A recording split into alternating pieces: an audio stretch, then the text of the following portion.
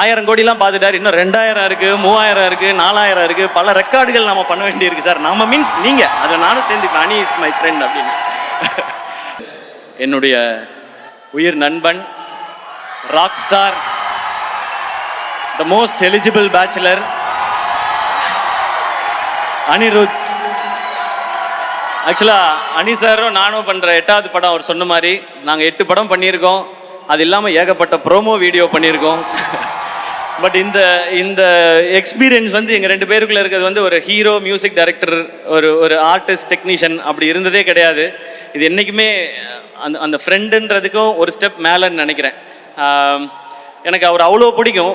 எதிர்நீச்சல் hit ஆனப்போ நான் அப்போ அவர்கிட்ட சொன்னேன், சார் பாட்டெல்லாம் பயங்கரமாக போட்டிங்க, ஆல் காலேஜ் கேர்ள்ஸ், ஃபாரின் எல்லா பக்கமும் என்னை கொண்டு போய் சேர்த்துட்டீங்க என்ன.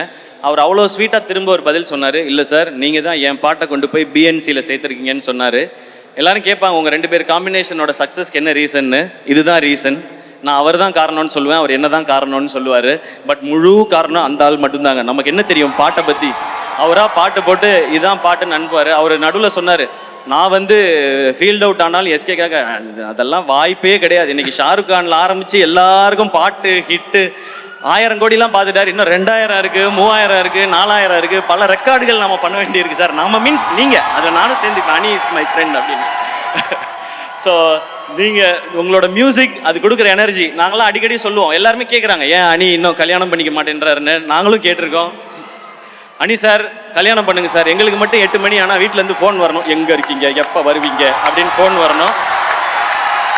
இவர் 8 மணிக்கு தான் எந்திரிப்பாரு ஜாலியா, இன்னைக்கு ஒர்க் பண்ணுவோமா அப்படின்னு. அதெல்லாம் பார்க்கும்போது நமக்கு ஒரு மாதிரி இருக்கும். அப்போல்லாம் நான் கேட்போம், ஏன் சார் கல்யாணம் பண்ண மாட்டேங்க? விடுங்க சார் ஜாலியாக இருக்கேன்னு. பட் அவர் ஜாலியாக இருந்தால் நமக்கு ஹிட்டு பாட்டு வருது. நமக்கு ஹிட்டு பாட்டு வேணுமா, அவர் கல்யாணம் நடக்கணுமான்னு யோசிச்சு பார்த்தேன். நமக்கு ஹிட்டு பாட்டு தான் வேணும். அதனால் நீங்கள் ஜாலியாகவே இருங்க சார், எங்களுக்கு வைப் பண்ண பாட்டு கொடுத்துக்கிட்டே இருங்க sir. Okay sir, thank you sir.